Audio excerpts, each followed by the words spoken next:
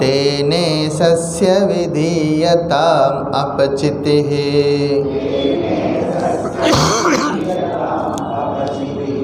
काम्ये मतिस्त्यज्यताम् पापोगः परितूयताम् भवसुखे दोषोऽनुसन्धीयताम् आत्मेच्छा व्यवसीयतां निजगृहात् तूर्णं विनिर्गम्यताम्.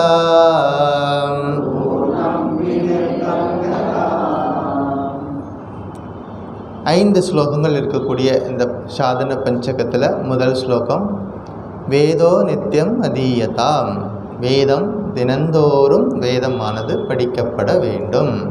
புனித நூல்கள் வாழ்வை வளமாக்கக்கூடிய அறிவை தரக்கூடிய முக்தி பாதைக்கு அழைத்து செல்லக்கூடிய நூல்களை தினசரி படிக்கணும். ஒரு நாளைக்கு மட்டும் படிச்சுட்டு இன்றைக்கி கீதா ஜெயந்தி பகவத்கீதா படிச்சுடுவோம், இன்றைக்கி ராமநவமி ராமாயணம் படிப்போம் அப்படின்னு சொல்லிட்டு அந்த பர்டிகுலர் நாளில் மட்டும் அந்த கிரந்தங்களை படிச்சுட்டு மற்ற நாளில் பத்திரமா மூடி வைக்காமல் என்ன செய்யணும், தினசரி படிக்கணும். கொஞ்சமாவது ஒரு பேஜ் படித்தாலும் ஆனால் டெய்லி ரொட்டீனில் இருக்கணும். அதான் வேதோ நித்தியம் அதீயதாம்.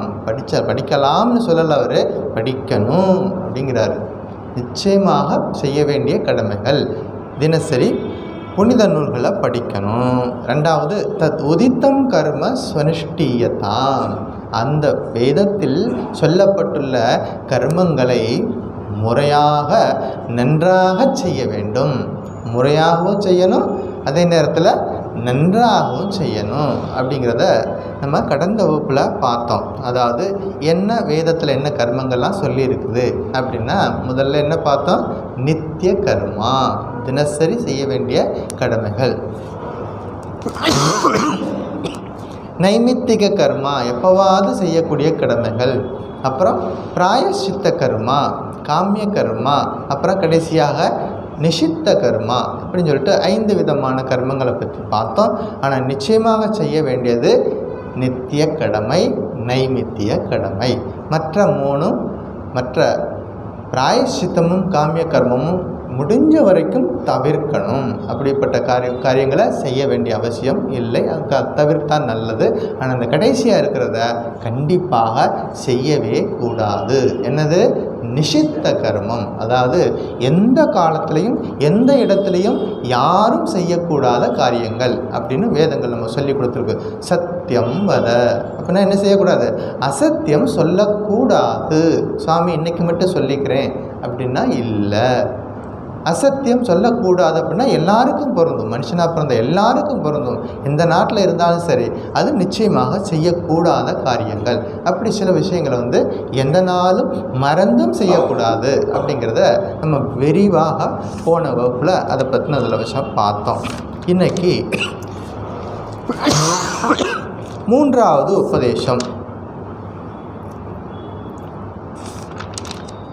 3வது உபதேசம் தேன ஈசஸ்ய விதீயதாம் அப்பச்சித்திஹி. உங்கள் ஸ்லோகத்தில் 2வது ஸ்லோகத்தில் முதல் பாதி பகுதி. வேதோ நித்யமதீயதாம் ததுதிதம் கர்மஸ்வனுஷ்டீயதாம் தேனே சஸ்ய விதீயதாம் அப்பச்சித்திஹி. அது என்னன்னு இன்னைக்கு பார்ப்போம். தேனே சஸ்ய விதீயதாம் அப்பச்சித்திஹி. அதாவது வேதம் சொல்லக்கூடிய முறைப்படி நம்ம காரியங்களை நன்றாக செய்யணும். அந்த காரியங்களையும் ஈஸ்வர பூஜையாக பண்ணணும்.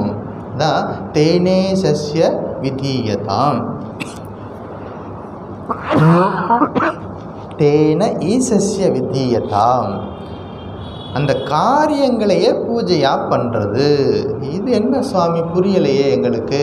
நாங்கள் பூஜை அப்படின்னா நாங்கள் என்ன பண்ணுவோம், கோயிலுக்கு போகும்போது தேங்காய் பழம் வாங்கிட்டு போவோம், கோயிலில் போய் அர்ச்சகர்கிட்ட கொடுத்துட்டு எங்கள் ராசி நட்சத்திரம்லாம் சொல்லுவோம். அவர் வந்துட்டு மந்திரங்கள்லாம் சொல்லி சாமிக்கு தீபாராதனை காட்டுவார். நாங்கள் வந்துட்டு சந்தோஷமாக கோயிலுக்கு போயிட்டு வந்தோம் அப்படிங்கிற திருப்தியோடு நாங்கள் வந்துடுவோம். நீங்கள் என்ன சொல்கிறீங்க? நம்ம செய்யக்கூடிய எல்லா கடமைகளையும் நல்லா செய்யணும்னு சொல்கிறீங்க, அந்த கடமைகளையே பூஜையாக பண்ணுறதா அப்படின்னா அதுதான் சுவாமி விவேகானந்தர் நமக்கு சொல்லி கொடுக்குறார். வேலையை கடமையை என்ன பண்ணணும்? பூஜையாக செய்யணும். அதே தான் வேத கருத்தை தான் விவேகானந்தர் நர ரிஷி இப்போ வந்திருக்கக்கூடிய இந்த காலத்துக்கு ஏற்ற வந்த நர ரிஷி என்ன சொல்கிறாரு? அந்த வேலையை நம்ம செய்யக்கூடிய வேலையை பூஜையாக பண்ணணும். அதுதான் இந்த ஆர்கனைசேஷன். நீங்கள் இந்த ஒரு ஸ்லோகத்துக்கு என்ன மீனிங், நீங்கள் என்ன எதிர்பார்க்குறீங்களோ அது இந்த ஆர்கனைசேஷனில் என்ன நடக்குது, இங்கே நடக்கக்கூடிய காரியங்களை பார்த்தீங்கன்னா தெரியும். இதை அப்படியே அந்த ப்ராக்டிக்கல் ஆஸ்பெக்டை நீங்கள் இந்த ஆர்கனைசேஷனில் பார்க்கலாம். ஸோ இதைத்தான் வந்து விவேகானந்தர் வந்து இந்த காலத்துக்கு ஏற்ற மாதிரி நமக்கு சொல்லி கொடுக்குறாரு. அப்போ காரியங்களை செய்யணும், அதுவும் வேதம் சொன்னபடிக்கு இருக்கக்கூடிய காரியங்களை தான் செய்யணும். அந்த காரியங்களை எப்படி செய்யணும்? பகவானுக்கு செய்யக்கூடிய பூஜையாக பண்ணணும். கொஞ்சம் புரியலையே சுவாமி அப்படின்னா எப்படி செய்யணும் அப்படின்னா சரண்டர் டு காட். சிம்பிளாக சொல்லிட்டேன். எல்லா வேலையும் செய்யணும். வீட்டில் இருந்தாலும் சரி, ஆஃபீஸில் இருந்தாலும் சரி, தோட்டத்தில் இருந்தாலும் சரி, எங்கே இருந்தாலும் சரி, எல்லா கடமைகளையும் செய்யணும். எண்ட் ஆஃப் த டே என்ன பண்ணணும்? பகவானே உன் திருவருளால் இந்த காரியங்கள்லாம் செய்துட்டேன், இதோடைய பலன் அத்தனையும் உனக்கே சமர்ப்பணம் அப்படின்னு சொல்ல தெரியணும். அப்படின்னு சொல்லணும்னு நம்முடைய சாஸ்திரங்கள் நமக்கு சொல்லி கொடுக்குது. இல்லைன்னா என்ன வந்துடும் சுவாமி? ஈகோ வந்துடும். அதை செய்யாமல் விட்டுட்டோம்னா என்ன வந்துடும்? நானே பெரியவன், என்னை தவிர யாரும் பெரியவங்க கிடையாது அப்படிங்கிற ஒரு ஈகோ வந்துடும். அதனால் எவ்வளோ அழகாக நமக்கு குழந்தைக்கு சொல்லி கொடுக்குற மாதிரி நம்ம சாஸ்திரங்கள் அழகாக நம்ம வாழ்க்கையை சரியாக முறையாக நடத்துறதுக்கு அழகாக படிப்படியாக சொல்லி கொடுக்குது. காரியங்களை செய்யணும், அந்த கர்ம பலனை பகவானுக்கு சமர்ப்பணம் பண்ணணும். காயேன வாசா மனசேந்திரியைவா புத்தியாத்மனா வா பிரகிருதே ஸ்வபாவாத் கரோமி யத்யத் சகலம் பரஸ்மை நாராயணாயேதி சமர்ப்பயாமி. தினசரி பூஜை பண்ணுறவங்க வீட்டில் இதை சொல்லுவோம், மென்டலாக சொல்லுவோம். அது ரொட்டீனாக இருக்கக்கூடிய ஒரு ஸ்லோகங்கள் அப்படிங்கிற இல்லாமல் இனிமேல் இந்த ஸ்லோகம் சொல்லும்போது ஞாபகம் வரணும், இது உடல் பொருள் ஆவி அத்தனையும் பகவானுக்கு அர்ப்பணம் பண்ணணும் அப்படிங்கிற நினைப்பு நமக்கு வரணும். விதிஹீனம் கிரியாஹீனம் மந்திரஹீனம் யதர்ச்சிதம் மயா நிவேதிதம் பக்தியா பரிபூர்ணம் ததஸ்துமே. தெரிஞ்சோ தெரியாமலோ நான் செஞ்ச பூஜையில் சின்ன சின்ன குறைகள் இருந்திருக்கலாம். விதியை சில நேரங்களில் நான் வந்து சரியாக கடைபிடிக்காமல் இருந்திருக்கலாம், மந்திரம் சரியாக சொல்லாமல் இருந்திருக்கலாம், சரியான பொருட்களை கொண்டு பூஜை பண்ணாமல் இருந்திருக்கலாம், நல்ல பாவனையோடு உன்னுடைய பூஜை செய்யாமல் இருந்திருக்கலாம். பகவானே அது ஏதாவது குறைகள் இருந்தால் எல்லாத்தையும் மன்னிச்சுடு, இந்த பூஜையோட பலனத்தனையும் உனக்கே சமர்ப்பணம். எல்லா பூஜையிலையும் சொல்லக்கூடிய மந்திரங்கள் பூஜைக்கு மட்டும் கிடையாது. வீட்டில் சமையல் செய்யும்போது இந்த எண்ணெய் வரணும், வீட்டை கூட்டி பெருக்கும் பொழுது இந்த எண்ணெய் வரணும். அதுதான் விஷயம். அதுதான் ப்ராக்டிக்கல் வேதாந்தா. வேதாந்தம் படிக்கணும், வேதாந்தத்தை தினசரி வாழ்க்கையில் அனுஷ்டானத்தில் கொண்டுட்டு வரணும். விவேகானந்தர் சொல்கிறார், இந்த உலகத்திலேயே ஒரு நாடு இந்தியா, இந்த பாரத நாட்டில் மட்டும்தான் வேத கருத்துக்களை தினசரி படிக்கிறோம், தினசரி செயல்பாட்டில் இருக்குது. இந்த ஒரு பாரத நாட்டில் மட்டும்தான் நீங்கள் பார்க்க முடியும் அப்படி சொல்கிறார். இது இங்கே மட்டும்தான் பார்க்க முடியும். இந்த சனாதன தர்மத்தை இங்கே நிதர்சனமாக இன்றைக்கு இருக்கிறது. இன்னும் லட்சக்கணக்கான ஆண்டுகளுக்கு அப்புறமும் இது உயிரோடு இருக்கும். இதுக்கு அப்புறம் எத்தனை மதங்கள் வரும் போகும், ஆனால் இந்த சனாதன தர்மம் ஒரு நாளும் அழியாது. ஏன்னா அது தினசரி வாழ்க்கையில் உயிரோடு ஒன்றாக கலந்து விட்டது. இந்த தர்மங்களெல்லாம் நம்ம வாழ்க்கையில் எத்தனையோ இடங்களில் இப்போ ரொம்ப படித்தவங்கெல்லாம் விட்டுடுங்க, கிராமத்துக்கு போய் பாருங்கள், ரொம்ப எளிமையாக இருப்பாங்க. ஆனால் ஒரு பொய் சொல்லி பாருங்கள், உங்களை விரட்டி அடிச்சிடுவாங்க, அந்த ஊரை விட்டே விரட்டி அடிச்சிடுவாங்க. ஏன்னா அவங்க அவ்வளோ நிஷ்டையாக இருப்பாங்க அந்த சின்ன விஷயத்தில். பணத்து மேலே அவ்வளோ ஆசை கிடையாது.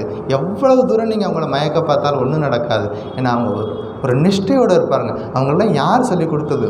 காலங்காலமாக கேட்டு கேட்டு கேட்டு கேட்டு இப்படி தான் இருக்கணும், இப்படி தான் வாழ்க்கை இருக்கணும்னு சொல்லிட்டு அது ஆழமாக இந்த பூமியில் எல்லாருடைய மனசுலையும் பதிஞ்சிருக்கிறது.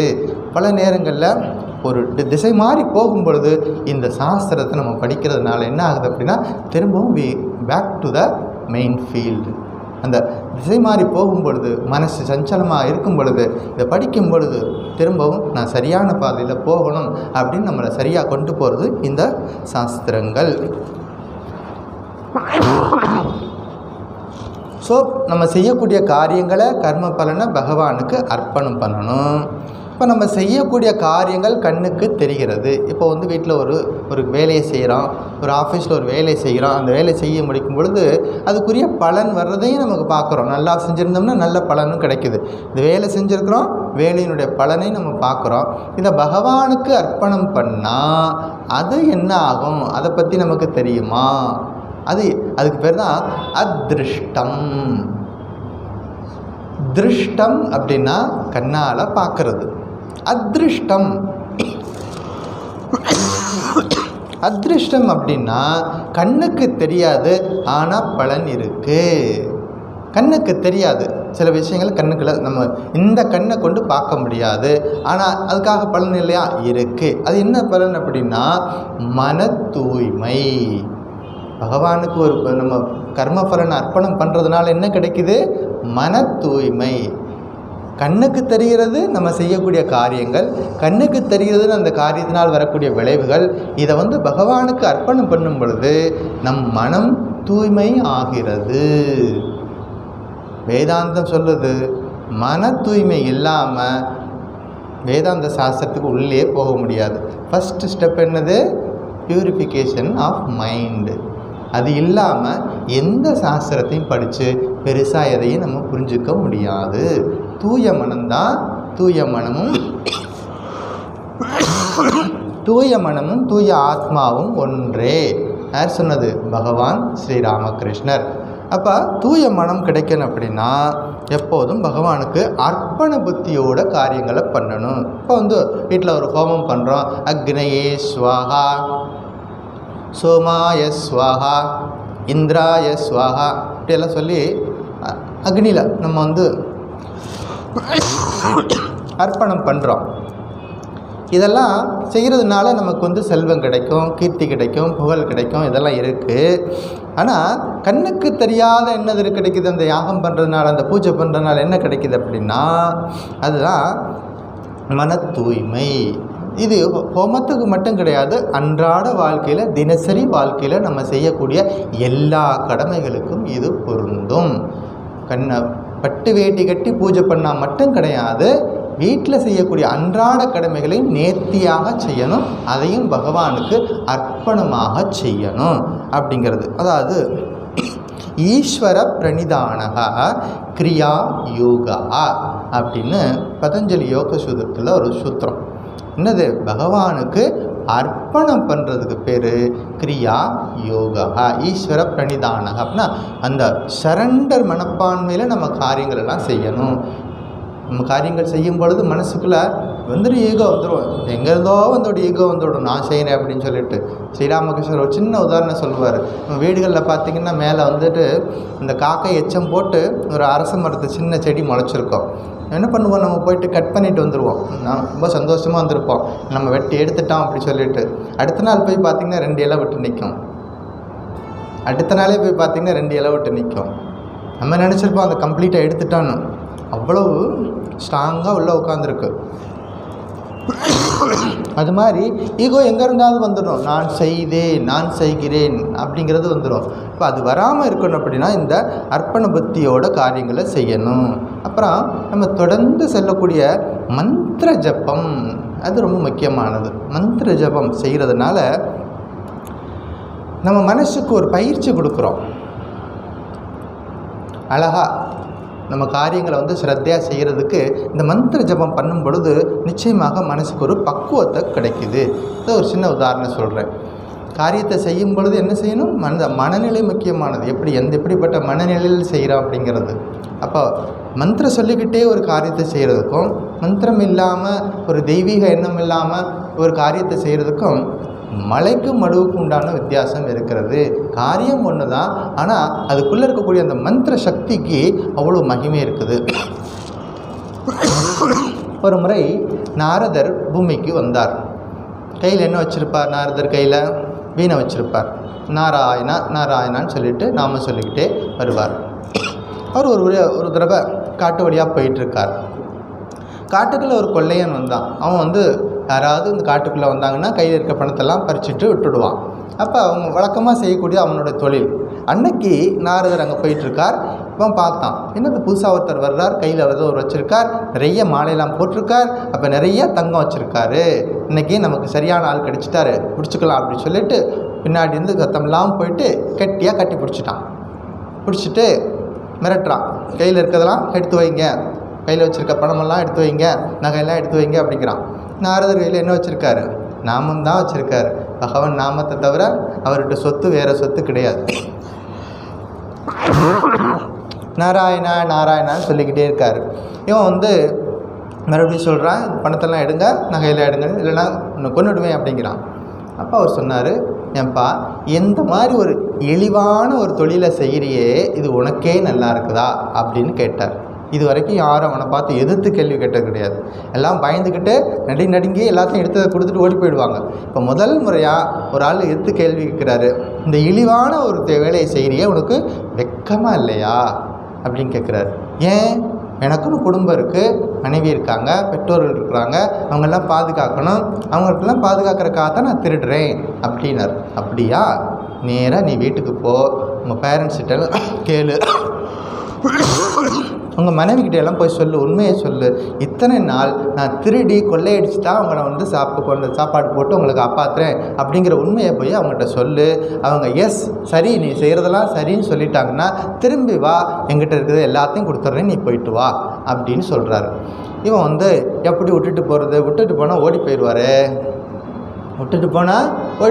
இவர் எப்படியோ நம்மளை ஏமாற்றி தப்பிச்சு போகிறதுக்காக வழி சொல்கிறாருன்னு சொல்லி பார்த்துட்டு விட்டுட்டு போகலை. உடனே அந்த காட்டு கொடியெல்லாம் எடுத்து அவர் ஒரு மரத்தில் நல்லா கட்டி வச்சுட்டு, இங்கேயே இருக்கணும், நான் வீட்டுக்கு போயிட்டு திரும்பி வருவேன் அப்படின்னு சொல்லிட்டு வேகமாக வீட்டுக்கு போயிட்டு மனைவிக்கிட்ட சொன்னால் உடனே நம்பிடுவாங்க, உடனே எஸ்ன்னு சொல்லுவாங்கன்னு நம்பிட்டு போயிட்டு, அம்மா நான் இவ்வளோ நாள் இந்த காட்டுக்குள்ளே கொள்ளையடிக்கிற வேலை தான் பார்த்தேன், நிறையா கொள்ளையடிச்சிட்டு அவங்களுக்கெல்லாம் சாப்பாடு போடுறேன் அப்படின்னா, அடைச்சி நீ ஒரு மனுஷனா அப்படின்னு கேட்குறாங்க முதல்ல எடுத்த உடனே. அப்படின்னா என்ன? அவங்களுக்கு பிடிக்கலை. ஏதாவது நீ உழைச்சி சம்பாரித்து கொண்டு எங்களுக்கு சாப்பாடு போகிறேன்னு நினச்சிட்டு இருந்தா நீ மற்றவங்களை துன்புறுத்தி பணத்தை எடுத்துகிட்டு வரியா, கிட்ட நிற்காத ஓடிப்போ அப்படின்னு விரட்டுறாங்க. இப்போ பேரண்ட்ஸுக்கிட்ட போய் சொல்கிறான், அவங்களும் இதே சொல்கிறாங்க. அப்புறமா தான் அவனுக்கு புரியுது, வாழ்க்கையில் இவ்வளோ நாள் நான் செஞ்சதெல்லாம் அதர்மமான காரியம், வேதத்துக்கு புறம்பான காரியம். வேதோ நித்யமதீயதா தத் உதித்தம் கர்மஸ்வனிஷ்டீயதா. வேதம் சொன்னபடி நான் வாழ்க்கையை வாழலை, நான் அதுக்கு மாறாக என்னுடைய வாழ்க்கை இருந்திருக்கிறது அப்படின்னு சொல்லிட்டு வெக்கப்பட்டு ஓடி அவர் காலில் விழுந்துட்டு, ஐயா நீங்கள் சொன்னதான் சரி, நான் செஞ்சது தப்பு தான் அப்படின்னு சொல்லி மன்னிப்பு கேட்குறான். அப்போ அவர் சொல்கிறாரு, போனதெல்லாம் போகட்டும், இனிமேலாவது வாழ்க்கையில் தெரிஞ்சு நல்லவனாக வாழ்கிறதுக்கு முயற்சி பண்ணு அப்படின்னு சொல்லிட்டு அவர் சில மந்திரங்கள்லாம் சொல்லி கொடுக்குறாரு. இதெல்லாம் சொல்லு சரியா பண்ணு. அதெல்லாம் எனக்கு வராது அப்படின்னு சொல்லிட்டு அவன் படிக்காதவன், கிராமத்தில் இருக்கிறவன், அதெல்லாம் எனக்கு சொல்ல தெரியாது அப்படின்னா. அப்போ கடைசியாக சொன்னார், ராமான்னு சொல்லு அப்படின்னாரு. ராமான்னு கூட சொல்ல தெரியல, மரா மரா மரா மரா மரா மரான்னு சொல்லிக்கிட்டே இருக்கிறான். ராமான்னு சொல்ல தெரியல, எப்படி சொன்னா? மரா மரா மரா மரான்னு சொல்லிக்கிட்டே இருங்க ஒரு 100 தடவை.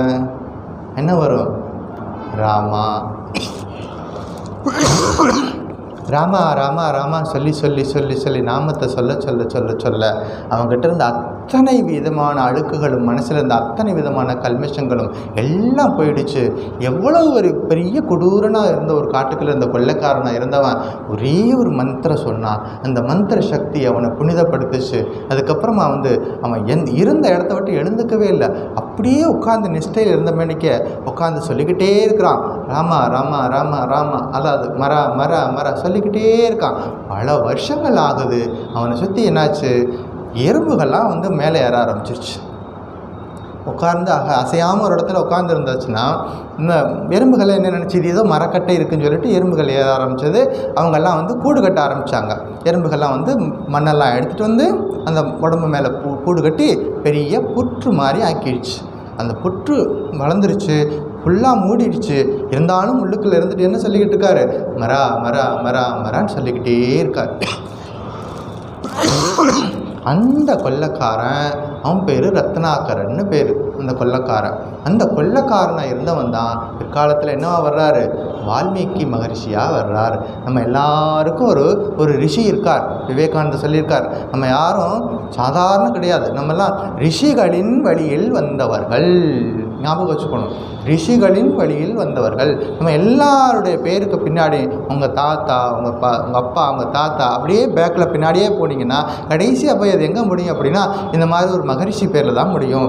இந்த மிருகண்டு மகரிஷி, அப்போ வால்மீகி மகரிஷி, இப்படி ஏதாவது ஒரு மகரிஷி பேர், அந்த ரிஷியில் தான் போய் முடியும். அந்த ரிஷிகளின் வம்சத்தில் வந்தவர்கள். அவர் எப்படி ரிஷி ஆனார்? குறிப்பிட்ட காலத்தில் அவர் வாழ்க்கை தடுமாற்றமாக இருந்தது. ஒரு மகானுடைய தொடர்பு கிடைச்சது. அதனால என்னாச்சு, அவர் சொன்னபடி கேட்டார். ஏதோ நித்தியமதீயதாம், திரும்ப திரும்ப என்ன சொன்னார், நல்ல காரியங்களை செய்ய ஆரம்பித்தார். அது சத்காரியங்களை செய்ய ஆரம்பித்தார். அதையும் பகவானுக்கு பூஜையாக பண்ணணுங்கிற அந்த உணர்வோடு செஞ்சார். மகானாக மாறிட்டார். எல்லாருக்கும் தெரிஞ்ச கதை வால்மீகியோட கதை. அப்போ நமக்கு ஞாபகம் வரணும், நம்ம காரியங்களை செய்யணும், நம்பிக்கையோடு செய்யணும். சுவாமி மந்திரம் சொன்னால் எல்லாம் நடக்குமா அப்படின்னா இந்த கதையை பாருங்கள். இந்த கதையில் மந்திரம் சொன்னது அது கண்ணுக்கு தெரியாத சில மாற்றங்களை அந்த மனுஷனுடைய மனசில் ஏற்படுத்தி இருக்கிறது. இப்போ பகவானுக்கு சமர்ப்பணம் பண்ணுறதை நான் கண்ணுக்குள்ள எப்படி பார்க்குறது அப்படின்னா அது நம்ம கண்ணுக்கு தெரியாது, ஆனால் அதற்குரிய விளைவு நிச்சயமாக இருக்கிறது அப்படிங்கிறதான் கருத்து. பகவானுக்கு சமர்ப்பண புத்தியோடு செய்யும்போது மனம் தூய்மை ஆகிறது. அர்ப்பணமாக செய்யணும். ஸ்ரீராமகிருஷ்ணன் சொல்வார், ஒரு பசுமாடு இருக்குது, எப்போதும் ஹம்பா ஹம்பா ஹம்பான்னு கத்திக்கிட்டே இருக்கும். பசுமாடு கத்திக்கிட்டே இருக்கும். அதோட கஷ்டம் அதோட போகுதா, அது இறந்து போனதுக்கப்புறம் அதை இதிலேருந்து தோல் எடுத்து என்ன பண்ணுவாங்க, அது நிறைய இசைக்கருவிகள்லாம் தயார் பண்ணி அதில் போட்டு அடின்னு அடிச்சுக்கிட்டே இருப்பாங்க. அப்போவும் ஹம்பா ஹம்பா ஹம்பான்ட்டு. இப்போ கடைசியாக அதெல்லாம் அது கொஞ்சம் கொஞ்சமாக குறைஞ்சி கடைசியாக சின்ன பீஸ் ஆகிடும். அதை வச்சு அந்த ஒரு ஈட்டி மாதிரி வச்சு என்ன பண்ணுவாங்க, ஒரு வெள்ளு மாதிரி வச்சு அதில் செய்வாங்க. அதில் பண்ணும் பொழுது துஹூன்னு ஒரு சத்தம் வரும். அப்போ ஹம்பா வராது. கொஞ்சம் கொஞ்சமாக அந்த சவுண்டு குறைஞ்சிடும். துஹு அப்படின்னா நீ, ஹம்பா அப்படின்னா நான் சொல்கிற வரைக்கும் கஷ்டம் இருக்கும். எப்போ பகவானே நீ அப்படின்னு நம்ம சொல்ல பழகிட்டோமோ அப்போ நம்ம கஷ்டமெல்லாம் போயிடும்.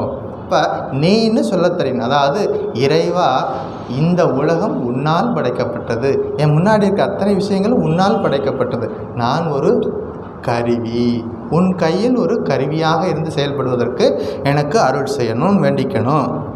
அப்போ சுயநலம் இல்லாமல் செய்யணும். சுவாமி அப்படியெல்லாம் செய்ய முடியாது, எங்களுக்கு மனசில் ஆசை இருக்குது, வீடு இருக்குது, குழந்தைகள் இருக்காங்க, கல்யாணம் காட்சிகள் பண்ணணும், வீடு கட்டணும், நிறைய பிளான் எல்லாம் வச்சுருக்கிறோமே, திடீர்னு எல்லாத்தையும் எல்லாம் முடியாது அப்படின்னா ஆரம்ப நிலையில் மேபி இந்த சாதகனுடைய ஆரம்ப நிலையில் அது இருக்கலாம். ஆனால் காலம் பூரா அப்படி இருக்கக்கூடாது. ஆரம்ப நிலையில் ஒரு பலனை எதிர்பார்த்து செஞ்சுருக்கலாம், ஆனால் அது கண்டினியூ ஆகக்கூடாது. எப்போ நம்ம வேதாந்த சாஸ்திரம் படிச்சிட்டோமோ படித்ததுக்கப்புறமா அது கண்டினியூ ஆகக்கூடாது அப்படிங்கிறத ஞாபகம் வச்சுக்கணும். அப்போ ஆரம்ப நிலையில் இருந்திருக்கலாம், அப்போ உலகில் சுகங்களை தேடி போகிறது, தனம் தானியம் புத்திரபா இதெல்லாம் இருக்கும். ஆனால் இதெல்லாம் ஒரு நாளைக்கு நிலையில்லாதது அப்படிங்கிறத புரிஞ்சுக்கிட்டு என்ன பண்ணணும், இறைவன் நோக்கி நம்முடைய மனசை கொண்டு போகணும். ஸ்ரீராமகிருஷ்ணருடைய அமுதமொழிகளில் எவ்வளோ அது ஒரு பொக்கிஷம் மாதிரி எடுக்க எடுக்க வந்துக்கிட்டே இருக்கும். அதில் ஒரு உதாரணம் சொல்கிறேன். சைத்தன்ய மகாபிரபுன்னு ஒருத்தர் இருந்தார். நம்ம தென்னாட்டில் 3 பேர் இருந்தாங்க. யாரெல்லாம் இருந்தாங்க? சங்கராச்சாரியார், மத்வாச்சாரியார், ஸ்ரீ ராமானுஜர், தென்னாட்டு ரத்தினங்கள். இது மாதிரி வடநாட்டில் தோன்றின ஒரு ரத்தினம் அவர் வந்து ஸ்ரீ சைத்தன்ய மகாபிரபு. அவருடைய காலத்தில் 1800 அதில் 1700 அதுக்கு முன்னாடி, அப்போ அவருடைய காலத்தில் என்ன ஆச்சு அப்படின்னா, மக்கள் வந்து இறை நம்பிக்கை இல்லாமல் இருக்கிறாங்க. எப்போதும் உலகியல் பக்கமே போய்கிட்டே இருக்கிறாங்க.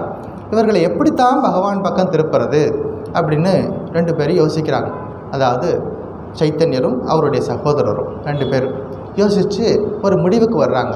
என்ன செய்யலாம் அப்படின்னா, அவங்களுக்கு ஒரு 3 விஷயத்தை சொல்லுவோம், நிச்சயமாக வந்துடுவாங்க அப்படி சொல்லிவிட்டு முதல்ல என்ன சொல்கிறாங்க, அந்த பெங்காலில் வந்துட்டு கங்கை நதி எப்போதும் ஓடிக்கிட்டே இருக்கும். அங்கே மீன் சாப்பிட்றது அங்கே காமனாக எல்லோரும் சாப்பிடுவாங்க. அதனால் ரொம்ப பிரியமாகவும் சாப்பிடுவாங்க. இப்போ மீன் குழம்புன்னா எல்லாருக்கும் பிடிக்கும். முதல்ல ஐட்டமாக அதை சொல்கிறாங்க, மாகூர் மாச்சேர் ஜோல் அப்படின்னு சொல்கிறாங்க. அதாவது மீன் குழம்பு சாப்பிடுங்க. வந்து வேதாந்த படிங்கன்னா வரமாட்டாங்க. ஆனால் இங்கே வாங்க, வந்து என்ன செய்யுங்க, நல்லா மீன் குழம்பு வச்சுருக்கிறோம், வந்து சாப்பிடுங்க அப்படின்னு முதல் ஐட்டம். இதுக்கே பாதி பேர் ஓடி வந்துட்டாங்க. அடுத்தது முக்கியமானது, இங்கே வந்தீங்கன்னா இங்கே வந்து நிறைய பெண்கள் இருப்பாங்க, நிறைய பேர் இருப்பாங்க, அவங்களோட சேர்ந்து நம்ம நல்லா விளையாடிக்கிட்டு இருக்கலாம் அப்படின்னு சொல்கிறாங்க. அடுத்தது இன்னும் அவங்களுக்கு ஆசை கூடுது, நல்லா சாப்பிடலாம், நல்லா சந்தோஷமாக இருக்கலாம் அப்படின்னு சொல்லி வர்றாங்க. ஆனால் இந்த 2 நடக்கணும்னா நீங்கள் ஒன்று செய்யணும், ஹரிநாமம் சொல்லணும். என்ன செய்யணும்? ஹரிநாமம் சொல்லணும். ஹரிநாமம் தானே சொல்லிவிடுவோம். சொன்னால் என்ன கிடைக்க போகுது? இந்த 2 கிடைக்க போகுது, இந்த இன்பமெல்லாம் கிடைக்க போகுது சொல்லிவிட்டு மக்கள் எல்லாம் படையெடுத்து வர்றாங்க. வந்துட்டுக்கு அப்புறம் இந்த 2 பேரும் கையை தூக்கி ஆனந்தமாக ஹரிபோல் ஹரிபோல் ஹரிபோல் ஹரிபோல்னு சொல்லிட்டு நாமத்தை சொல்லி பாடிக்கிட்டு இருக்காங்க. அதை கேட்டு கேட்டு அவர்களும் பாட ஆரம்பித்தாங்க. எதுக்காக வந்தாங்க? இன்பங்களை அனுபவிக்கிறதுக்காக வந்தாங்க. வந்து பார்த்தா தெரியுது, முதல்ல என்னது, அதாவது இறை நாமத்தை சொல்லணும் அப்படிங்கிற அந்த இறை நாமத்தை இவங்கள சொல்ல ஆரம்பித்தாங்க. அப்புறம் தான் தெரிஞ்சது, இவங்க நமக்கு வந்து ரொம்ப நல்ல ட்ரிக்கு நம்ம ஒரு வழியாக ரெடி பண்ணி நம்மளை கூட்டிகிட்டு வந்துட்டாங்க. இங்கே என்ன நடக்குது அப்படின்னா, இறை நாமத்தை சொல்லி கண்கள்லேருந்து ஆனந்த கண்ணீர் வழியுதில்ல, அதுதான் அந்த ரசம், அதுதான் அந்த மீன் குழம்பு அப்படின்னு அப்போ தான் புரிஞ்சுக்கிட்டாங்க. இறை நாமத்தை சொல்லும் பொழுது கண்களில் ஆனந்த கண்ணீர் வருது இல்லையா, அப்படி இறை நாமத்தை சொல்லும்போது ஆனந்த கண்ணீர் வரணும்.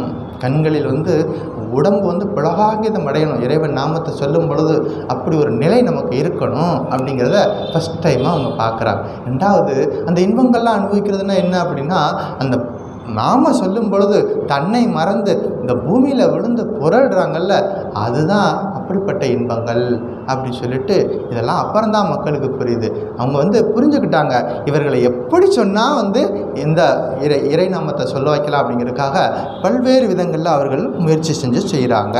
அதாவது இறை நாமத்தை சொன்னால் ஒரு நாளும் வீணாக போகாது. தெரிஞ்சு சொன்னாலும் சரி, தெரியாமல் சொன்னாலும் சரி, மனம் ஒருமுகப்பட்டு சொன்னாலும் சரி, ஒருமுகப்படாவிட்டாலும் அதற்குரிய பலன் நிச்சயமாக இருக்கிறது. ஆனால் ஒருமுகப்பட்டு சொல்லணும் அப்படிங்கிறது முக்கியமானது. ஒருமுகப்படாவிட்டாலும் இறைவன் நாமத்தை சொல்லிக்கிட்டு இருக்கணும். அது எப்படி அப்படின்னா, ஒரு வீட்டில் இருந்தது, வீடுகளில் இந்த கிராமத்தில் இந்த பாட்டிகளில் என்ன பண்ணுவாங்க, ஒரு பை இருக்கும், ஒரு பையில் இருந்து என்ன பண்ணிப்பாங்க, இந்த சுரக்காய் விதை வச்சுருப்பாங்க, அந்த பீர்க்கங்காய் விதை இருக்கும், அந்த பூசணிக்காய் விதை இருக்கும், இது எல்லாத்தையும் போட்டு ஒரு பெரிய குதிர்க்குள்ளே வச்சுருப்பாங்க. பத்திரமா ஒரு பானைகளை போட்டு வச்சுருவாங்க. வச்சுட்டு அவங்களும் மறந்து போயிடுவாங்க, அந்த பாட்டியும் இறந்து போயிடும். அப்புறம் கொஞ்ச நாள் கழிச்சு அந்த வீடே இடிஞ்சு போயிடும். வீடே இடிஞ்சது விழுந்தாலும் அந்த விதைகள் அப்படியே இருந்து, வீடு இடிஞ்சு விழுந்ததுக்கப்புறமா அந்த விதைகள் எல்லாம் முளைச்சி பெரிய மரமாகி கனிகளை கொடுக்கும். எத்தனை வருஷம் ஆனாலும் அது வீண் போகாது. ஏன்னா அவர்கள் சேர்த்து வச்சுருக்கிறாங்க. அது மாதிரி இறைவன் நாமத்தை நம்ம சொல்லியிருந்தோம்னா அந்த நாமம் ஒரு நாளும் நம்மை கைவிடாது. இப்போ இறைவன் நாமத்தை சொல்லிக்கிட்டு காரியங்களை பண்ணணும். செய்யக்கூடிய காரியங்களை ஈஸ்வர அர்ப்பணமாக செய்யணும். இவ்வளோ விஷயங்கள் இருக்குது இந்த ஸ்லோகத்தில். இப்போ ஒரு செயல் செய்கிறோம் அப்படின்னா அந்த செயலுக்கு 2 விதமான பலன்கள் இருக்குது. ஒன்று முக்கிய பலன், ஒரு காரியத்துக்கு ஒரு ரிசல்ட் இருக்கும், அதுக்கு பேர் முக்கிய பலன். இன்னொன்று அவாந்தர பலன், அதாவது பை ப்ராடக்ட். இது இல்லாமல் இன்னொன்று ஏதோ எக்ஸ்ட்ரா நமக்கு கிடைக்குது. இப்போ முக்கிய பலன் அப்படிங்கிறது நல்ல காரியங்களை தொடர்ந்து செஞ்சுக்கிட்டே போனோம்னா என்ன கிடைக்கும்?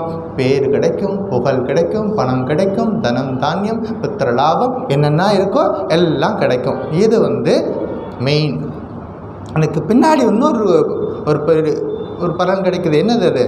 மன தூய்மை. அது பேர் அவாந்தர பலன். அது நம்ம கண்ணுக்கு தெரியாது. அந்த நல்ல காரியங்களை சத்காரியங்களை தொடர்ந்து செய்ய செய்ய செய்ய மனம் தூய்மை அடையும். அதுக்கு பேர் தான் அவாந்தர பலன். ஆனால் மனுஷனுக்கு புத்தி வர வர என்ன ஆகும் அப்படின்னா இந்த இன்பங்கள் இருக்கக்கூடிய ஆசை கொஞ்சம் கொஞ்சமாக குறையும். ஆரம்ப நிலையில் சாதகர்கள் வேணால் இருக்கலாம், அந்த ஆசைப்பட்டு ஏதாவது ஒரு காரியத்தை செய்யலாம். ஒரு குறிப்பிட்ட காலத்துக்கு அப்புறமா இன்பத்தை நோக்கி ஓடக்கூடாது. இல்லை, நமக்கு வாழ்க்கையில் உயர்ந்த வேறொரு விஷயம் இருக்குது அப்படிங்கிறது மனசு வேறொரு நிலைக்கு போகும். அப்படி ஒரு மனம் சித்தம் சுத்தமாகும், மனம் தூய்மையடையும் அப்படிங்கிறத நம்ம பார்க்குறோம். அப்படிப்பட்ட ஒரு நிலையில் பகவான்கிட்ட போய் வேறு ஏதாவது தனக்குன்னு கேட்குறதுக்கு வெட்கப்படுவான் அப்படின்னு சாஸ்திரம் சொல்லுது. தனக்குன்னு எதையாவது கேட்குறதுக்கு மனசில் லஜ்ஜா வந்துடும், வெட்கப்படுவான். இதுக்கு ஒரு உதாரணம் சொல்லவா? பகவான் ஸ்ரீ ராமகிருஷ்ணருடைய நேரடி சீடர் சுவாமி விவேகானந்தர். விவேகானந்தருடைய அப்பா பெரிய வக்கீலாக இருந்தவர். ரொம்ப நிறைய சம்பாதிச்சார். கல்கத்தாவில் ரொம்ப பிரபலமான வக்கீலாக இருந்தார். நிறைய சம்பாதிச்சார். ஒரு கையில் வருமானம் வந்துட்டுருக்கும், இன்னொரு கையில் கொடுத்துக்கிட்டே இருப்பார். எவ்வளோ வருமானம் வருதுன்னு தெரியாது, எவ்வளோ வீட்டை விட்டு வெளியில் போச்சுன்னு தெரியாது. அவ்வளோ ஒரு தாராள மனப்பான்மையில் இருந்தார். அவர் இருக்க வரைக்கும் வீடு நல்லா இருந்துச்சு, சந்தோஷமாக இருந்தது. என்னைக்கு அவர் இறந்து போனாரோ அன்னைக்கு தான் தெரியுது நிறைய கடன் இருக்குது. வீட்டில் எந்த ஒரு சொத்தும் சேர்த்து வைக்கலை. அந்த குழந்தைங்களை படிக்க வச்சதோடு சரி, அதுக்கு மேலே ஒன்றும் எந்த சொத்தும் கிடையாது. இப்போ விவேகானந்தர் தான் இருக்கையிலே பெரிய பையன், வீட்டுக்கு பொறுப்பு முக்கியமான, அடுத்த குடும்பத்தை பாதுகாக்க வேண்டிய நிலையில் இருக்கார். அப்போ வேலை தேடி எல்லா இடத்துக்கும் போகிறார். வீடு கடையாக போகிறார், கம்பெனியாக ஏறி இறங்குறார். எங்கேயும் வேலை கிடைக்கல. இந்த செய்தி பகவான் ராமகிருஷ்ணருக்கு போகுது. அவர்கிட்டையும் இப்போ சொல்கிறாங்க, நீ தான் ஸ்ரீ ராமகிருஷ்ணரை அடிக்கடி போய் சந்திக்கிறியே, அவர்கிட்ட சொல்லு, அவர் அன்னை காளியிடம் நேரடியாக பேசக்கூடியவர். அதனால் நீ அவர்கிட்ட சொன்னீன்னா உனக்காக அவர் ஏதாவது பிரார்த்தனை பண்ணுவார் அப்படின்னு சொல்கிறாங்க. இப்போ அப்படியா? இவருக்கும் சரி, ஒரு முறை போயிட்டு எனக்காக நீங்கள் பிரார்த்தனை பண்ணணும், என்னோடய வீட்டில் இவ்வளோ வறுமை இருக்குது, கஷ்டம் இருக்குது அப்படின்னு சொல்கிறார். அப்போ ஸ்ரீ ராமகிருஷ்ணர் சொன்னார், அன்னை காளி உனக்கு மட்டும் கிடையாது, எனக்கு மட்டும் கிடையாது, எல்லாருக்கும் அவள் காளி, அவள் தாய். அதனால் அவளுக்கு பிடிச்ச நாளில் நீ போய் கேளு. நீ செவ்வாய்க்கிழமை இல்லைன்னா சனிக்கிழமை வா. பெங்காலில் செவ்வாயும் சனிக்கிழமையும் தேவி வழிபாட்டுக்கு உரியது. அங்கே இருக்கக்கூடிய ஒரு சிஸ்டம். இப்போ செவ்வாய்க்கிழமை வா, நீ போயிட்டு அம்மா கிட்ட நீயே போய் கேளு, உனக்கு என்னெல்லாம் வேணுமோ போய் கேளு அப்படின்னு சொல்கிறார். சரின்னு சொல்லி அடுத்த நாள் போய் செவ்வாய்க்கிழமை போகிறார். அம்பிகையோட காளி தேவியோட கோயிலுக்கு போகிறார். கோயிலுக்குள்ளே போகிறது வரைக்கும் ஞாபகம் இருக்குது. வீட்டில் அம்மா கஷ்டப்படுறாங்க, குழந்தைங்க தன்னுடைய அண்ணன் தங்கச்சி எல்லாம் கஷ்டப்படுறாங்க, வறுமை இருக்குது, அதெல்லாம் சரியாகணும், அதுக்காக பகவான்கிட்ட வேண்டிக்கணும் அப்படின்னு சொல்லிட்டு போகிறார். வெளில போய் நுழைஞ்சு அம்பிகையினுடைய முகத்தை பார்க்குறார். பார்த்த உடனே எல்லாம் மறந்து போச்சு, எல்லாமே மறந்து போச்சு. ஒன்றே ஒன்று கேட்டார், அம்மா எனக்கு விவேகத்தை கொடு, எனக்கு வைராக்கியத்தை கொடு, எனக்கு பக்தியை கொடு, எனக்கு ஞானத்தை கொடு அப்படின்னு கேட்டுட்டு வெளியே வந்துட்டார்.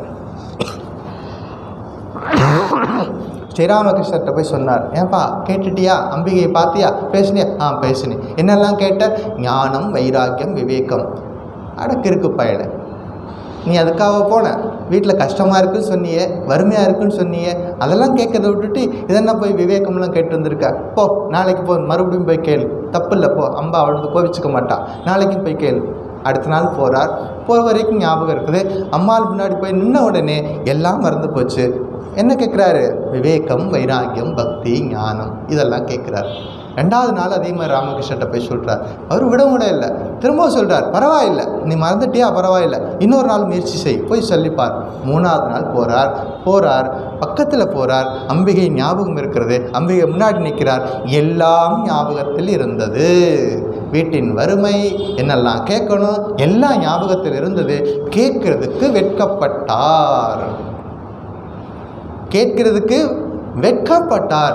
இவ்வளோ பெரிய அகிலாண்ட சராசரத்தை எல்லாத்தையும் தாங்கக்கூடிய அந்த காளி தேவி முன்னாடி போய் நின்றுட்டு எனக்கு வறுமை போகணும்னு நான் கேட்குறதா? அவ்வளோ எவ்வளோ கேவலமான ஒரு விஷயத்தை நம்ம கேட்குறதா? உயர்ந்த விஷயங்களை அம்பாள்கிட்ட கேட்கணும். பக்தி ஞானம் வந்துச்சுன்னா எல்லாமே வந்துடுமே. அம்பாள் மேலே பக்தி வந்துருச்சுன்னா மீது எல்லாமே எல்லா ஐஸ்வர்யங்களும் கூடவே வந்துடுமே. தனித்தனியாக சின்ன சின்ன விஷயங்களை போய் கேட்கக்கூடாது அப்படி சொல்லிட்டு அதெல்லாம் கேட்காம திரும்பவும் ஞானத்தையும் வைராக்கியத்தையும் மட்டுமே கேட்டுட்டு வந்தார். அப்போ வந்து ராமகிருஷ்ணர் சொன்னார், என்னால் கேட்க முடியலை. எனக்கு ஞாபகம் இருந்தது, இதெல்லாம் கேட்கணும்னு தோணுச்சு, ஆனால் என்னால் கேட்க முடியல அப்படின்னு. அப்போ தான் ஸ்ரீராமகிருஷ்ணர் சொன்னார், இப்போ புரியுதா என்னால் மட்டும் எப்படி கேட்க முடியும்? என்கிட்ட வந்து சொன்னியே, என்னை போய் பிரார்த்தனை பண்ண சொல்லியே, அது என்னால் மட்டும் எப்படி முடியும்? அதுதான், அது ஒரு நிலை.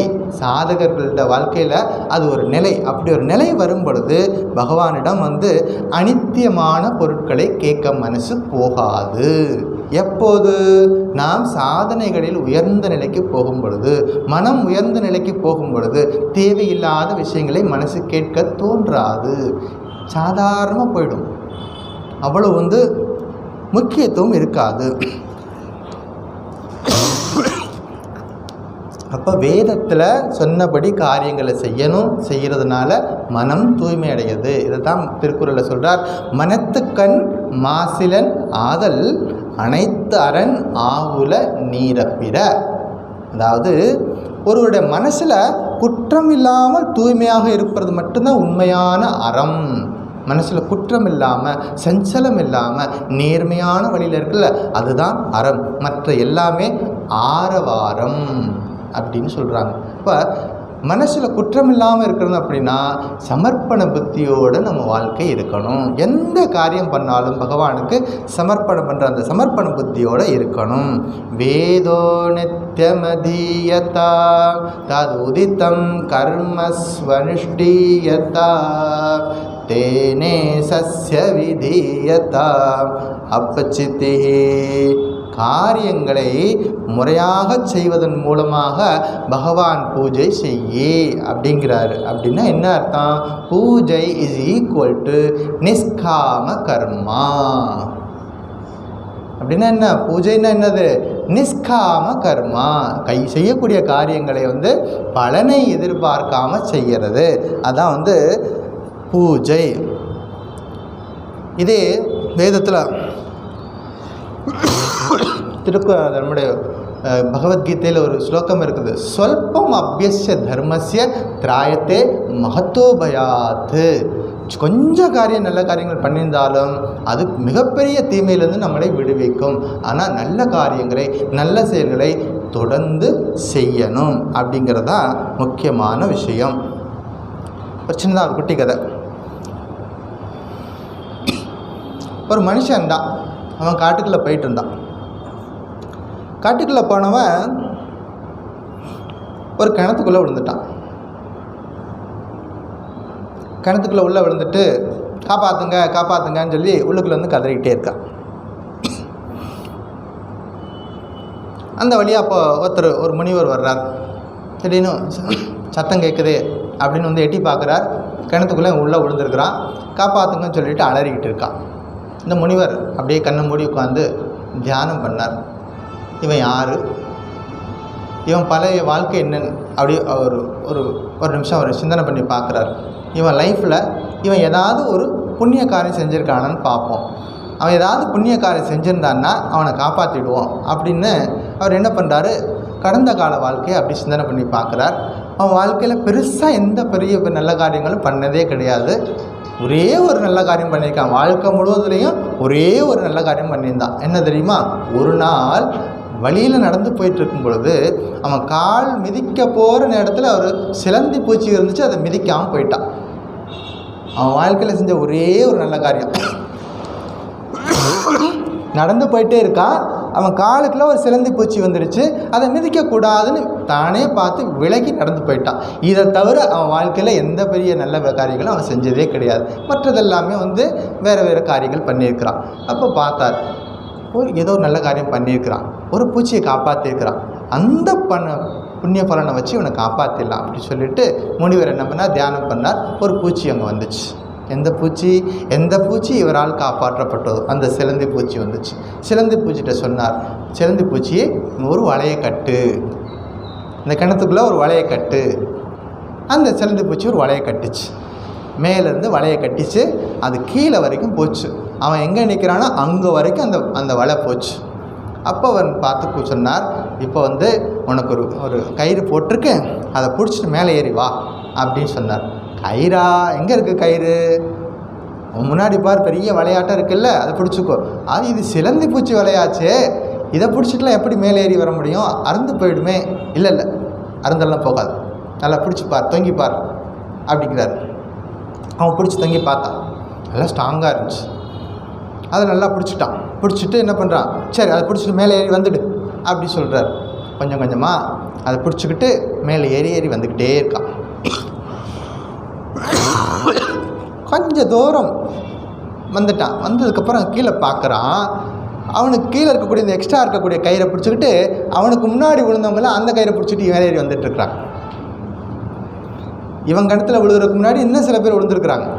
அவர்களும் என்ன பண்ணாங்க, சரி கிணத்துக்குள்ளே ஒரு கயிறு வந்துருச்சு தப்பிச்சு போகிறதுக்குன்னு சொல்லிட்டு அந்த கயிறை இவனுக்கு பின்னாடி இருக்கக்கூடிய எக்ஸ்ட்ரா கயிறை பிடிச்சிட்டு அவங்களும் ஏறி வந்துட்டுருக்கதை பார்க்குறான். இது என்னது, இவங்கெல்லாம் சேர்ந்து மேலே ஏறி வந்துட்டுருக்காங்களே அப்படின்னு சொல்லிட்டு இவனுக்கு கோபம் வந்துருச்சு. உடனே என்ன பண்ணான், ஒரு கத்தி எடுத்து அவனுக்கு காலு கீழே இருக்க எக்ஸ்ட்ரா இருக்க கைத்தெல்லாத்தையும் அறுத்து விட்டுட்டான். இந்த கயிறு இருக்கிறதுனால நீங்கள்லாம் மேலே வாரீங்க அப்படின்னு சொல்லிட்டு கட் பண்ணி விட்டான். அவங்கெல்லாம் கீழே விழுந்துட்டாங்க. அவன் லைஃப்பில் செஞ்ச ஒரு சின்ன ஒரு நல்ல காரியம், அது இவனை காப்பாற்றுறதுக்காக அதை வச்சு இவனை காப்பாற்றுறதுக்காக எல்லாம் பண்ணி கொண்டு வந்தான். அதில் மற்றவங்க பயனடையக்கூடாதுங்க ஒரு சின்ன ஒரு சுயநல புத்தி இருந்ததுனால அந்த கயிறு அறுத்து விட்டதுனால அவர்களும் இறந்து போனாங்க. அந்த பாவம் இவனை சேர்ந்தது, இவனும் கீழே விழுந்தான். மறுபடியும் அவன் மேலே வரவே இல்லை. இது ஒரு சின்னதாக குட்டி கதை. சின்ன செயல்களாக இருந்தாலும் நம்ம செய்யக்கூடிய ஒரு நற்காரியங்களுக்கு நிச்சயமாக ஒரு பலன் இருக்கிறது. நம்பிக்கையோடு செய்யணும், மற்றவர்கள் நன்மைக்காகவும் நம்முடைய வாழ்க்கை இருக்கணும் அப்படிங்கிறது தான் இதில் நமக்கு தெரிஞ்சுக்க வேண்டிய விஷயங்கள். சரி, பகவத்கீதையில் ஒரு ஸ்லோகம் இருக்கிறது, யதः பிரவருத்திர் பூதானாம் ஏன சர்வமிதம் தத்தம் சுகர்மநாதமப்யர்ச்ய சித்திம் விந்ததி மாணவஹா. எங்கேயோ படித்த மாதிரி இருக்குல்ல, இதெல்லாம் ரீசெண்டாக படித்தோம், 18th சாப்டரில் நம்ம படித்தோம். ஸோ சாப்டர் 18 ஸ்லோகா நம்பர் 46 என்னது, யதா பிரவருத்திர் பூதானாம் ஏன சர்வம் இதம் தத்தம். யாரிடமிருந்து இந்த உலகம் தோன்றியதோ, யாரால் இந்த உலகம் அனைத்தும் வியாபிக்கப்பட்டு உள்ளதோ அந்த இறைவனை உனது சுதர்மத்தால் பூஜை செய்யே. சுதர்மத்தால் பூஜை செய்ய. இப்போ நம்ம தான் படிச்சுட்டு இருக்கோம், தேனே சஸ்ய விதீயதாம் அப்பச்சித்திஹி. சுதர்மத்தை சரியாக செய்யணும். யாருக்கு என்னென்ன சுதர்மம் இருக்கோ, மாணவர்களுக்கு சுதர்மம் என்ன, தினசரி ஸ்கூலுக்கு டைமுக்கு போகணும், ஒழுங்காக படிக்கணும், அதை தவிர வேறு வேலை கிடையாது அவர்களுக்கு. அந்த சுதர்மத்தை அவர்கள் செய்யணும். இப்படி திருமண மாணவர்களுக்கு வீட்டில் இருக்கக்கூடிய கடமைகள் இருக்கிறது. இப்படி யாருக்கு என்ன சுதர்மத்தோ அந்த சுதர்மத்தை சரியாக செய்யணும். அதை செய்யும் பொழுது என்ன நடக்குது அப்படின்னா, சித்திம் விந்ததி மாணவகா. சுதர்மத்தை சரியாக செஞ்சால், அது இறைவனுக்கு செய்யக்கூடிய பூஜையாக செஞ்சால் என்ன கிடைக்குது, மனுஷன் சித்தி நிலையை அடைகிறான், பரிபக்குவ நிலையை அடைகிறான்னு நம்ம பகவத்கீதையில் படித்தோம். அதைத்தான் விவேகானந்தர் சொல்கிறார், ஒர்க் ஈஸ் வர்ஷிப். நம்ம செய்யக்கூடிய வேலையே அதுவே வழிபாடு அப்படிங்கிறத நமக்கு அழகாக சொல்லி கொடுக்குறாரு. அதுதான் ராமேஸ்வரத்தில் அவர் பேசும்பொழுது ஒரு கதை சொன்னார் விவேகானந்தர். எப்போவாவது நீங்கள் ராமேஸ்வரம் கோயிலுக்கெல்லாம் போனீங்கன்னா பாருங்கள், விவேகானந்தர் அங்கே பேசினதை கல்வெட்டில் போட்டு வச்சுருக்காங்க. அப்போ இது ஏற்கனவே அந்த கதை உங்களுக்கு சொல்லியிருக்கு. 2 வேலைக்காரங்கள் சொல்லிவிட்டு அந்த ஒரு வேலைக்காரன் வந்து என்ன பண்ணுவான், அந்த எஜமான வரும்பொழுது முகஸ்துதி பண்ணுவான். ஐயா நல்லா இருக்குது, உங்கள் சட்டை நல்லா இருக்குது, உங்கள் போட்டிருக்கிற கையில் வச்சுருக்கிற வாட்ச் அதை விட நல்லா இருக்குது, உங்கள் மூக்கு கண்ணாடி இன்னும் நல்லா இருக்குது இப்படின்னு சொல்லிவிட்டு அவன் உடம்பை பற்றியே அலங்காரத்தை பற்றியும் சொல்லிக்கிட்டே இருப்பான். ஆனால் ஒரு வேலையும் செய்ய மாட்டான். அவர் போனதுக்கப்புறம் இவன் வந்து படுத்துக்குவான், தூங்கிடுவான், ஒரு வேலையும் செய்ய மாட்டான். இன்னொரு வேலைக்காரன் தான் எஜமானன் வந்தாலும் போனாலும் ஒன்றும் பார்த்து கண்டுக்க மாட்டான். அவன் பாட்டுக்கு அவன் சிரத்தையோடு வேலை பார்ப்பான், எல்லா வேலையும் செஞ்சுக்கிட்டு இருப்பான். அதெல்லாம் இந்த கதையை சொல்லிட்டு சொல்கிறார் பகவான். இந்த சுவாமி விவேகானந்தர் சொல்கிறாரு, இந்த உலகம் வந்து தோட்டம். இந்த உலகத்தில் தோட்டத்தில் 2 தோட்டக்காரங்க இருக்கிறான். ஒருத்தர் வந்து பகவானை பற்றி கோயிலுக்கு போவான், பூஜை பண்ணுவான், எல்லாம் பண்ணுவான், ஆனால் ஒரு நல்ல காரியம் பண்ண மாட்டான். கோயிலுக்கு போவான், பூஜை பண்ணுவான், எல்லாம் செய்வான், மனசில் நல்ல காரியங்கள் செய்ய நல்ல எண்ணம் இருக்காது. அப்படி இருக்கக்கூடாது. ஆனால் எல்லா உயிர்களையும் இறைவனாக பார்த்து சேவை பண்ணணும் அப்படிங்கிறது தான். அதான் ஒர்க் ஈஸ் வர்ஷிப். இப்போ வேதாந்தம் படிக்கிறோம், இதுக்கு ப்ராக்டிக்கலாக நம்ம பார்க்கும்பொழுது விவேகானந்தரோட லிட்ரேச்சரை தொடர்பு படுத்தி நீங்கள் படித்து பாருங்கள். அப்போ தான் வந்து இது இன்னும் நமக்கு கிளாரிட்டி ஆஃப் ஐடியாஸ் நமக்கு கிடைக்கும் அப்படிங்கிறது விஷயம். இப்போ இது வரைக்கும் போதும். இப்போ இந்த நம்ம என்ன படித்தோம் இன்றைக்கி, தேனே சஸ்ய விதீயதாம் அபச்சித்தி, செய்கிற வேலையை பூஜையாக பண்ணணும். இது வாழ்ந்து காட்டினவங்க வரலாறு 1-2 இருக்குது. எனக்கு ஞாபகம் இருக்க வரைக்கும் எவ்வளோ சொல்ல முடியுமோ சொல்கிறேன். நான் சிவானந்தருடைய லைஃப் தான் இன்றைக்கி சொல்லணும்னு இருந்தேன், ஏன்னா நாளைக்கு அவருடைய ஜெயந்தி. ஆனால் இன்றைக்கி இருக்கக்கூடிய டாப்பிக்கோடு ரிலேட்டடாக இருக்கிறதுனால இந்த ரெமினிசன்ஸை அவங்களுக்கு சொல்கிறேன். இதெல்லாம் வந்து எங்கள் சீனியர் சுவாமிஜிகிட்ட பழகும் பொழுது, அவர்களோட இருக்கும் பொழுது அவர்கள் வாயிலாக கேட்ட விஷயங்களை உங்களோட பகிர்ந்துக்கிறேன். சில விஷயங்கள் நமக்கு ராமகிருஷ்ண மிஷனுடைய ஹாஸ்பிட்டல் சென்டர் ஒன்று இருக்குது. அது வாரணாசியில் இருக்குது. அது எப்படி ஆரம்பித்தது அப்படின்னா, அங்கே இருக்கின்ற படித்த இளைஞர்கள் சில பேர் வந்து ஸ்டடி சர்க்கிள்னு ஒன்று ஆரம்பித்து அங்கே தினசரி படிச்சுட்ருப்பாங்க. அப்படி படிச்சுட்ருக்கிற இளைஞர் ஒருத்தர் என்ன பண்ணார், ஒரு நாள் கங்கைக்கு போயிட்டு குளிச்சுட்டு விஸ்வநாதரை தரிசனம் பண்ணுறதுக்காக போகிறாரு. கோயிலுக்கு குளிச்சுட்டு மேலேறி வரும்போது பார்க்குறாரு, ஒரு வயதான பெண்மணி ரொம்ப கஷ்டத்தில் இருக்காங்க. அனாதையாக விழுந்து கிடக்கிறாங்க. யாரும் காப்பாற்றுறதுக்கு வழி இல்லாமல் ரொம்ப உயிர் போகிற நிலையில் ஒரு காட்சியை பார்க்குறாரு. இது என்னது எப்படி இருக்குது அப்படின்னு சொல்லிட்டு முதல் முறையாக நான் இப்போ வந்து குளிச்சுட்டு அவர் கோயிலுக்கு தான் போகிறார். விஸ்வநாதரை தரிசனம் பண்ண போனவர் அதை அப்படியே நிறுத்திட்டு அவரோட அட்டென்ஷன் பூரா இந்த பெண்மணி மேலே போகுது. இவங்களுக்கு ஏதாவது செய்யணுமே அப்படின்னு சொல்லிட்டு கையில் காசும் கிடையாது. உடனே எல்லா பக்கத்தில் நம்மகிட்டலாம் போய் பிக்ஷை எடுத்து 25 பைசா தேத்திட்டார். இந்த காலத்தில் 25 பைசா தேத்தி என்ன பண்ணார், உடனே ஓடி போயிட்டு ஒரு கொஞ்சம் பால் வாங்கிட்டு வந்தார், கொஞ்சம் ப்ரெட் வாங்கிட்டு வந்தார், கொண்டு வந்து அந்த அம்மாவுக்கு கொடுத்தார். கொடுத்து அந்த அம்மாவுக்கு உயிர், அதாவது அந்த ரொம்ப கஷ்டமான நிலையிலேருந்து அவர் கொண்டு வந்துட்டார். வந்து ஒரு ஆக்டிவாக கொண்டு வந்துட்டார். அடுத்துட்டு அந்த அம்மாவுக்கு அந்த உடம்பெல்லாம் சுத்தம் பண்ணி கொஞ்சம் நல்ல துணியெல்லாம் போட்டு விட்டுட்டு அவங்களுக்கு தேவையான மருந்தெல்லாம் வாங்கி கொடுத்து சந்தோஷமாக போனார். போயிட்டு தன்னுடைய நண்பர்கிட்ட போய் இந்த விஷயத்தை சொன்னார். நான் வந்து கங்கை கரையில் இப்படி ஒரு விஷயத்தை பார்த்தேன், என் மனசு கேட்கல, என் மனசெல்லாம் சொன்னது விவேகானந்தர் சொன்ன கருத்துக்கள் தான் ஞாபகத்துக்கு வந்துச்சு. கோயிலுக்கு போகிறதுக்கு முன்னாடி விவேகானந்தருடைய கருத்துக்கள் எனக்கு ஞாபகம் வந்துச்சு. விவேகானந்தர் சொன்ன என்ன கருத்து, கடவுள் உன் முன்னால் பல வடிவங்களில் இருக்கும்போது அவரை நீ எங்கே தேடுகிறாய்? கடவுள் உன் முன்னால் தினசரி பல வடிவங்களில் வந்துட்டு போகிறாரு, நீ அவரை எங்கே தேடுற, அவரை தேடி எங்கே போகிற அப்படின்னு சொன்னது எனக்கு ஞாபகம் வந்துச்சு. நான் அதனால் நான் கோயிலுக்கு போகிறத நிறுத்திட்டு உடனே இந்த அம்மாவுக்கு ஒரு அட்டென்ஷன் கொடுத்து பார்த்தேன். அந்த கருத்தை சொன்னார். அந்த மற்றவங்களுக்கு ரொம்ப பிடிச்சி போச்சு.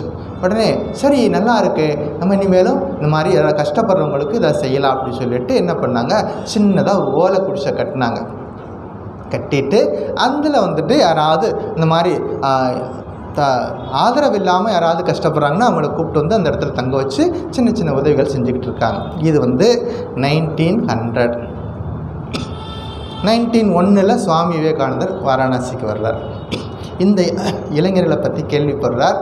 இவர்களுக்கு நல்ல விஷயங்கள்லாம் சொல்லி கொடுக்குறார், எப்படி சேவை பண்ணணும் அப்படிங்கிறதெல்லாம் சொல்லி கொடுத்துட்டு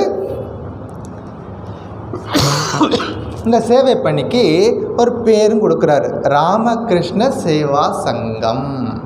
அதுக்கு முன்னாடி ஒரு குடிசைக்குள்ளே வச்சு இது பண்ணிக்கிட்டு இருந்தாங்க. அப்போ என்ன பேர் கொடுக்காரு, ராமகிருஷ்ணர் சேவா சங்கம்னு ஆரம்பிச்சுட்டு அந்த இளைஞர்களுக்கு நல்லா உற்சாகம் பண்ணிவிட்டு நல்ல காரியம் பண்ணுறீங்க, பகவானை மனுஷங்களில் பார்த்து சேவை பண்ணணும், அதான் ஈஸ்வர பூஜை. தேனே சஸ்ய விதீயதாம் அப்பச்சித்தி. அப்போ அவர்கள் தொடர்ந்து அந்த காரியங்களை செஞ்சுக்கிட்டே இருக்கிறாங்க. அப்புறம் கொஞ்சம் நிறையா இடமெல்லாம் வாங்குகிறாங்க. 1906 என்ன பண்ணுறாங்க, ஒரு 13 ஏக்கர் இடம் வாங்குகிறாங்க. அப்போ முறையாக ராமகிருஷ்ண மிஷனோட சேருது, நம்முடைய மிஷனுடைய பிரான்ச்சாக மாறுது. இது ராமகிருஷ்ண மிஷன் சேவாசிரமா, வாரணாசியில் இருக்கக்கூடியது. 1909 இதோட கிளையாக மாறுது. இன்றைக்கி கிட்டத்தட்ட 300 படுக்கைகளோடு இருக்கக்கூடிய மிகப்பெரிய மருத்துவமனை. அங்கே நிறைய காரியங்கள் இன்றைக்கி நடந்துக்கிட்டு இருக்கு. அந்த இடத்த தான் சாரதாம்மா பார்த்துட்டு என்ன பண்ணாங்க, அந்த இடத்துல எல்லா பேஷண்ட்டெல்லாம் போய் பார்த்துட்டு சாரதாம்மா சொன்னாங்க, இந்த இடத்தில் மகாலட்சுமி நிரந்தரமாக குடியிருப்பால்னு ப்ளஸ் பண்ணிட்டு போனாங்க. அவங்க அந்த காலத்தில் 10 ரூபா நோட்டு எடுத்து ஆசிரமத்தை கொடுத்து விட்டு போனாங்க. இன்றைக்கி இருக்குது. சாரதாம்மா கையில் வாங்கின அந்த 10 ரூபா நோட்டு பெரிய, அதாவது A4 சீட்டில் பாதி இருக்கும், அவ்வளோ பெரிய நோட்டு இன்னமும் அங்கே ஆசிரமத்தில் வச்சுருக்கோம். ஏன்னா சாரதாம்மா கையிலேருந்து கொடுத்தது. அதை சொல்லிவிட்டு என்ன பண்ணுறாங்க, இது ஸ்ரீராமகிருஷ்ணர் எதிர்பார்த்த மாதிரி இங்கே சேவை நடக்குது, மகாலட்சுமி நிரந்தரமாக இருக்கிறாள். அது காசிக்கு மட்டும் கிடையாது, எங்கெல்லாம் தன்னலம் இல்லாமல் சேவை நடக்கிறதோ அவர்கள் எல்லாருக்கும் இது பொருந்தும். தன்னலம் இல்லாமல் செய்யக்கூடிய யாருக்கும் இறைவனுடைய அருள் என்பது இருக்கும் அப்படிங்கிறது ஒரு உதாரணம். சரி, இப்போ அந்த சேவாசிரமத்தில் ஒரு சுவாமி இருந்தார், அதைத்தான் சொல்ல போகிறேன். அவர் பேர் சுவாமி பன்பிகாரி மகாராஜ்னு எல்லோரும் சொல்லுவோம். பன்பிகாரி மகாராஜ் அவர் என்ன பண்ணுவார் அப்படின்னா, சேவை அப்படின்னா அந்த காலத்தில் எல்லாம் வசதி இல்லை நம்ம ஆசிரமங்களில். நோயாளிகளுக்கு டைரெக்டாக சுவாமியே போய் என்ன பண்ணுவார், தினசரி அந்த சீலெல்லாம் எடுத்து புண்ணுக்கெல்லாம் மருந்து போட்டு அவங்க பெட்டெல்லாம் க்ளீன் பண்ணி எல்லா வேலையும் யார் செய்வாங்க, சாதுக்கள் தான் செஞ்சிட்டு இருந்தாங்க. அப்போ இவரோட டியூட்டி புண்ணுக்கெல்லாம் மருந்து போடுறது, ட்ரெஸ்ஸிங் பண்ணுறது, இந்த வேலையெல்லாம் அவர் செஞ்சுக்கிட்டு இருப்பார். யோசிச்சு பாருங்கள், நல்லா அதுக்குன்னு படிச்சுட்டு வந்தவங்களே முகம் சுளிக்கக்கூடிய ஒரு விஷயம். இவர் சன்னியாசியாக வந்தவர், கடவுளை பார்க்கணுன்னு வந்தவர், என்ன செய்கிறார், அங்கே இருந்து அந்த சேவை செஞ்சிட்ருக்கார். இவர்கிட்ட சேவை பண்ணணும், இவருடைய கட்டு போட்டால் சரியாகுன்னு சொல்லிட்டு எல்லாரும் பேஷண்ட்டெல்லாம் இவர்கிட்ட நிறைய வர ஆரம்பிச்சிடுவாங்க. சில நேரங்களில் பார்த்திங்கன்னா டாக்டர்ஸே ஒரு ஆப்ரேஷனை கிரிட்டிக்கலான ஆப்ரேஷன் எடுக்கிறதுக்கு முன்னாடி ஆஃப்டர் த ஆப்ரேஷன் இவர் ட்ரெஸ்ஸிங் பொறுப்பை எடுத்துக்குவாரான்னு கேட்பாங்களாம். எடுத்துக்கிட்டாருன்னா நாங்கள் இந்த ஆப்ரேஷன் பண்ணுறோம் அப்படின்னு. அந்த அளவுக்கு ஒரு ஸ்ரத்தையோடு அந்த காரியத்தை செஞ்சுக்கிட்டே இருக்கார். இவருக்கு இன்னொரு பேர் லிவிங் விஸ்வநாத். அந்த காலத்தில் விஸ்வநாத் நம்ம எல்லாருக்கும் தெரியும், பகவான் சிவபெருமான் விஸ்வநாதர். அவர் பார்க்குறதுக்காக, அவருடைய அருளுக்காகத்தான் எல்லாரும் காசியில் போய் இருந்து முக்தி பெறணும்னு சொல்லிட்டு போகிறோம். ஆனால் இவருக்கு என்ன பேர் இருந்தது, லிவிங் விஸ்வநாத் அப்படின்னு பேர். ஏன்னா அப்படி தான் எல்லாரையும் பார்த்து சேவை பண்ணியிருக்கார். அவர் பேர் பன்பிகாரி மகாராஜ். நிறைய சேவை பண்ணியிருக்கார். கட்டு போடுறது, தைக்கிறது, எல்லா காரியங்களையும் செஞ்சுக்கிட்டே இருப்பார். தினமும் காலையில் ரொட்டீன் மாறவே மாறாது. நாளையில் 3 மணிக்கு எழுந்துருவார், நேராக கங்கைக்கு போவார், போயிட்டு விஸ்வநாதரை தரிசனம் பண்ணிவிட்டு சரியாக 6 மணிக்கு ஹாஸ்பிட்டலில் உள்ளே போயிடுவார், சேவைக்கு போயிடுவார். இது நல்லா இருந்த போதும் கடைசியாக வயதானதுக்கு அப்புறமும் கூட இது கண்டினியூ பண்ணார். ஒரு காலகட்டத்தில் இவரால் நடக்க முடியாது, வீல் சேர்னு ஒரு நிலைமை வந்துச்சு. அப்போ வரைக்கும் இந்த காரியத்தை இந்த ரொட்டீன் விடாமல் செஞ்சுக்கிட்டு இருந்தார். வீல் சேர் ஆனதுக்கப்புறமும் கூட யாராவது ஒருத்தரை கொண்டு என்னை ஹாஸ்பிட்டலில் விட்டுடுன்னு சொல்லிட்டு வீல் சேர்லேயே போய் வீல் சேரில் உட்காந்துட்டே சேவையை கண்டினியூ பண்ணிகிட்டு இருந்தார். அப்படிப்பட்ட மகான்கள் இருந்தது. அதாவது செய்யக்கூடிய வேலையை பகவானுக்கு செய்யக்கூடிய பூஜையாக அது செய்ய அந்த வேலை கட்டு போகிறது அப்படிங்கிறது அது ஒரு ஹாஸ்பிட்டலில் இருக்கக்கூடிய ஒன் ஆஃப் த ஆக்டிவிட்டி. ஆனால் அது பூஜையாக எப்படி மாறும், அதான் சமர்ப்பண புத்தியோடு செய்யணும். அந்த உட்கார்ந்துருக்கிறது, என் முன்னாடி உட்கார்ந்துருக்கிறது பேஷண்ட்டு கிடையாது. அவர் கேட்பாராம் தினசரி எத்தனை நாராயணர்கள் வந்தார்கள், இன்னைக்கு எத்தனை நாராயணர்கள் வந்தார்கள், எத்தனை பேஷண்ட்டுன்னு கேட்க மாட்டான், எத்தனை நாராயணர்கள் வந்தார்கள். வந்தவர்களை எப்படி பார்க்குறாங்க? இறைவனாக பார்க்கிறார்கள். இன்னைக்கு நீங்கள் போய் பாருங்கள், ஸ்ரீராமகிருஷ்ணர் ஜெயந்தி நம்மெல்லாம் இங்கே வந்து பெரிய பூஜையெல்லாம் பண்ணி பஜனையெல்லாம் பண்ணி எல்லாம் செஞ்சிட்ருப்போம். அன்றைக்கி ஸ்ரீராமகிருஷ்ணர் ஜெயந்தி அன்னைக்கு அங்கே போய் பாருங்கள், பேஷண்ட் எல்லாருக்கும் புது ட்ரெஸ்ஸு கொடுத்து அவங்க எல்லாருக்கும் மாலை போட்டு ஒவ்வொரு சுவாமியும் போயிட்டு தொட்டு நமஸ்காரம் பண்ணி ஆரத்தி பண்ணுவாங்க. யாருக்கு? பேஷண்ட்டு. நம்ம யாரை பேஷண்ட்டு சொல்கிறோமோ அந்த நாராயணனுக்கு பூஜை. அதுதான் அங்கே ஸ்ரீராமகிருஷ்ணர் ஜெயந்தியாக கொண்டாடுவோம். அப்படி நம்ம சுற்றி இருக்கக்கூடியவங்களுக்கு இறைவனாக பார்த்து சேவை பண்ணணும் அப்படிங்கிறதான் அதில் ஒரு விஷயம். தேனே சஸ்ய விதீயதா அப்பச்சித்திஹி. எல்லா காரியங்களையும் செய்யணும். வேதம் தினசரி வேதத்தை படிக்கணும். வேதம் சொல்கிறபடி நம்முடைய வாழ்க்கை முறை இருக்கணும். வேதம் சொல்லப்படி நம்ம காரியங்களை செய்யணும். அந்த காரியத்தை செய்த பிறகு என்ன பண்ணிடணும்?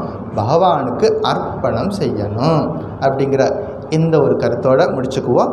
மீதி இருக்கிறத அடுத்த வாரம் பார்ப்போம்.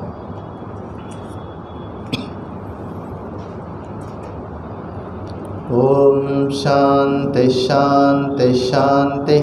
ஹரி ஓம் தத்சத். ஸ்ரீராமகிருஷ்ணார்ப்பணமஸ்து.